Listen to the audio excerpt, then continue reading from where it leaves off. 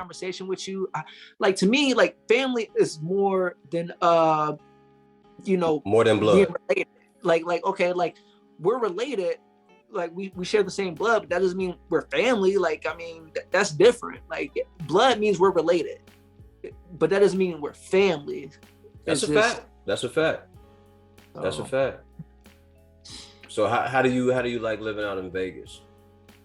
I mean, I love it out here. It's shit. You can turn up on a Monday, on a Tuesday, and it's like a Friday, Saturday. But like, especially when I first moved out here, I was all about business. Mm-hmm. I hit the ground running. I was training myself. I didn't have a gym lined up. I didn't have a coach lined up, but I had vision and I had a goal, and I was, working towards that.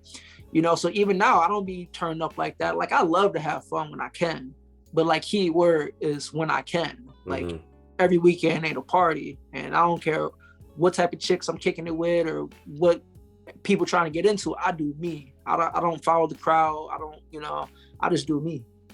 All right, tell me what boxers, dead or alive, would you like to sit down and talk to and have a conversation with? Marvin Hagler. My favorite. Hands down,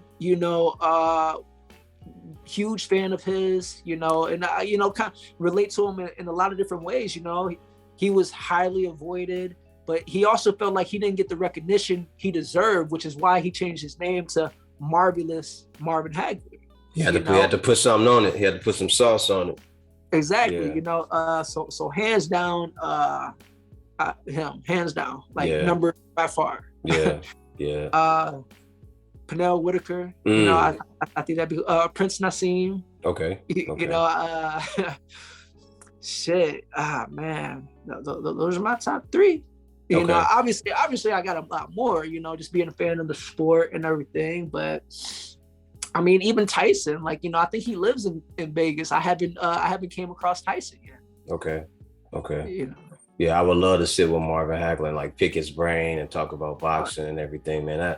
That would be so awesome. I'd want to talk about boxing and outside of boxing. Yeah. Just everything.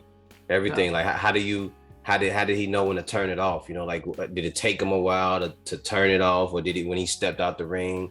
Yeah, and then also like I'd want to ask him like, okay, so what gave him the idea about changing his name? Because he didn't feel like he got the recognition, but after you changed your name like that, like how did you feel? What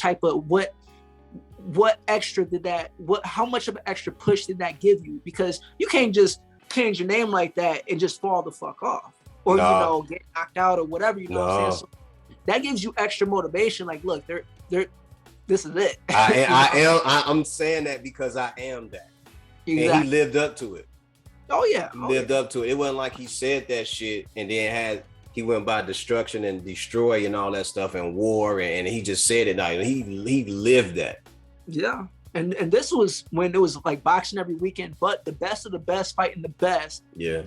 And don't get me wrong, it was still about business, but it wasn't not about this. Oh well, I'll fight this guy because he's an easier fucking fight, even though this guy is the champ. This is the guy the fans want to see me fight. But nah, I'm not gonna do that. Nah, like that. The real fights was happening back then, and that's why boxing was jumping. Yeah. Marvin was king of the hill, and once he became king of the hill, he said, "Everybody that wants a piece of me at 160, come see me. I'm not going nowhere. I'll be here. Just step up." He asked for the fight with Tom. He asked for it with Sugar Ray, Roberto Duran. He had told Wilfredo Benitez if he ever felt froggy, leap. You know what I mean? Like he was really with all that shit, and I love Marvin for that, man. He never ran from nobody. No. He never ran from a fight, man. And that was one of the things that I really had admired about him from watching him, because here's a guy that went 35 fights, I think, or 40 fights before he finally got a title shot. And then when you go back and you look at what was going on, even Bob Arum was like, I don't want to put nobody in front of that guy. And I think the only reason that happened is because I think there was like a congressman who was like a big boxing fan. And I think he reached out to Hagler reached out to him, and then he was kind of pushing for the fight. So it's like, you know your shit. He had some juice, and it was like, but it took all that. It took a congressman to shine light on Hagler's name and what he was doing for them to say, all right, let's get this guy, let's get him a chance. Right, right. You know.